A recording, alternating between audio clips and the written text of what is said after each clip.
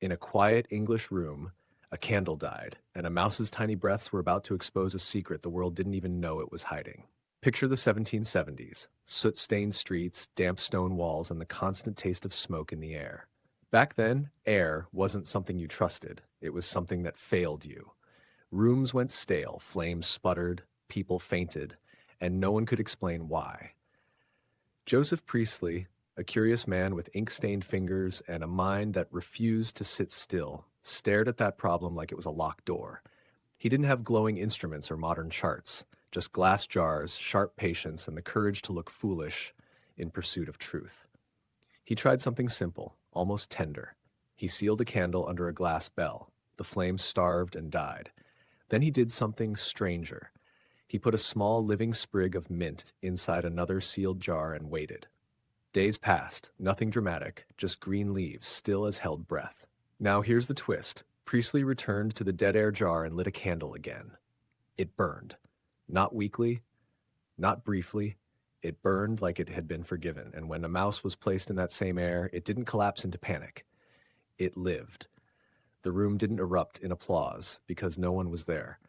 But in that moment, Priestley realized something terrifying and beautiful. Plants weren't just sitting in the world. They were changing it. But the mystery wasn't solved. Not yet. Because if plants could heal air, why didn't they do it all the time? Why did some jars revive while others stayed lifeless?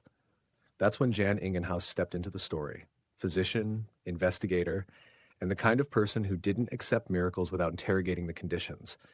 He repeated the experiments again and again, and then he did the one move that turned wonder into clarity. He moved the plant into sunlight, then into darkness. In bright sun, the air renewed. In the dark, it didn't. Sometimes it even got worse. And then another revelation. Only the green parts mattered. Not the roots, not the stems hidden from light.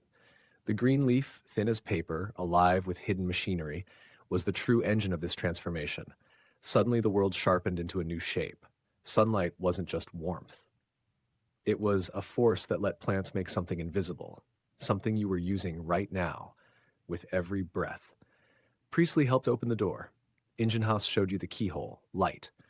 And when you step outside today and feel the sun on your face, remember, somewhere in the green canopy above, an ancient bargain is still being kept. Plants taking in what we cannot use and quietly returning what we cannot live without. If this story made you look at a leaf differently, please like, share, and subscribe, and tell me in the comments what everyday thing you want to uncover next. It truly helps the channel grow.